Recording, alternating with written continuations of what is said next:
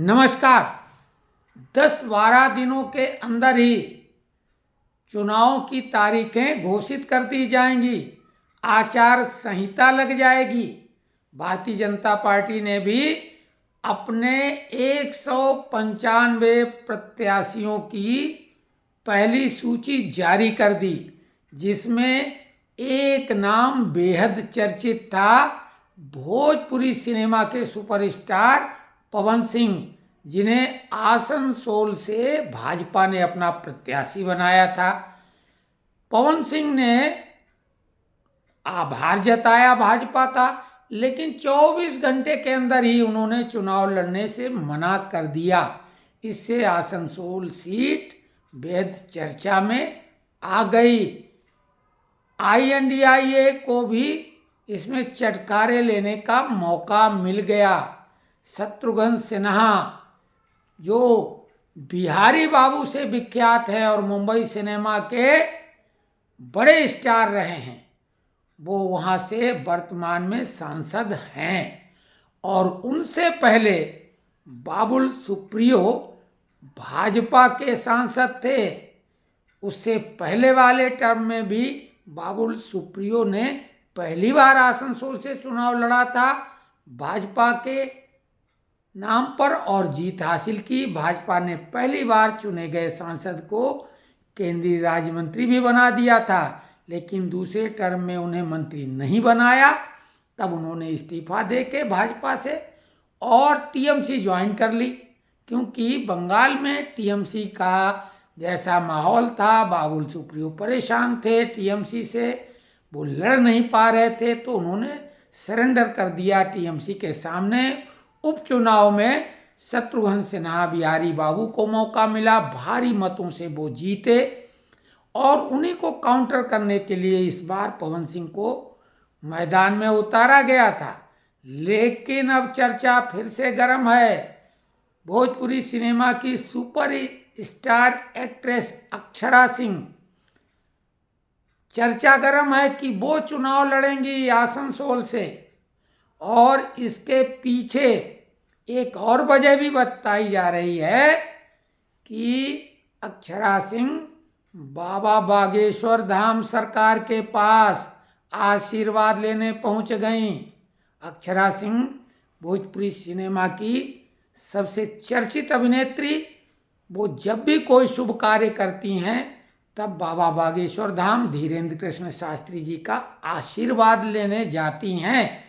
तो ऐसे में कयास लगाए जा रहे हैं कि अब संभवतः आसनसोल से अक्षरा सिंह शत्रुघ्न सिन्हा बिहारी बाबू के मुकाबले कूदेंगी चुनाव दंगल में।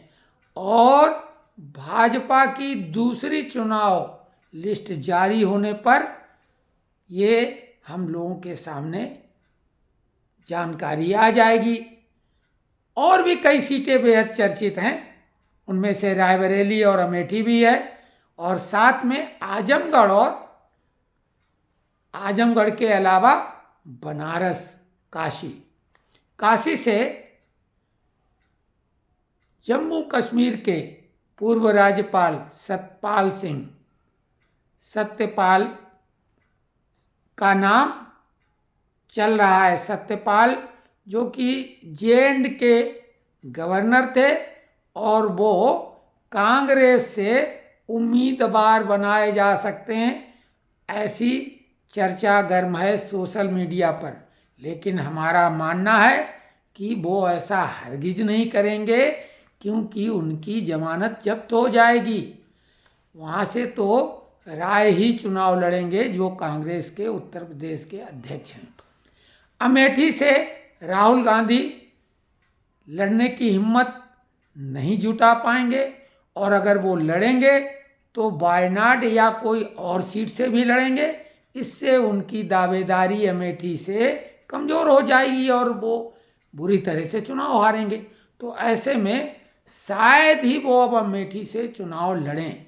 रायबरेली में प्रियंका गांधी के नाम की चर्चा बहुत ज़ोर शोर से है, लेकिन जिस मंशा से हमने आपको पिछले अपने विश्लेषण में कहा था कि अगर रायबरेली से कोई महत्वपूर्ण व्यक्ति लड़ेगा तो सपा से इनको समझौता करना ही पड़ेगा, और वो काम कांग्रेस ने किया।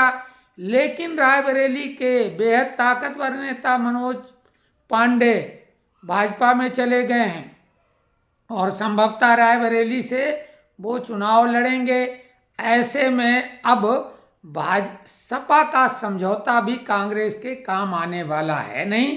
तो दादी की नाक वाली प्रियंका गांधी भी बहुत ही चतुर राजनीतिज्ञ हैं। भले उन्होंने अभी तक कोई चुनाव नहीं लड़ा, सीधे राज्यसभा जाना चाहती थीं, लेकिन उन्हें राज्यसभा की टिकट देने के बजाय अभिषेक मनु सिंघवी को हिमाचल से उतारा गया और खामियाजा भुगतना पड़ा। तो प्रियंका गांधी रायबरेली से चुनाव नहीं लड़ेंगी, ये हमारा मानना है। और जो भी सीटों पे चर्चा चल रही है, कुमार विश्वास का नाम प्रियंका के मुकाबले लाया जा रहा है। प्रियंका उत्तर प्रदेश से ही चुनाव नहीं लड़ेंगी, संभवतः तेलंगाना की उस सीट से लड़ेंगी जो सोनिया गांधी के लिए घोषित की जा चुकी थी लगभग। वो साउथ से ही चुनाव लड़ेंगी और किसी हिंदी बेल्ट की सीट से चुनाव नहीं लड़ेंगी। तो ये हमारा मानना है।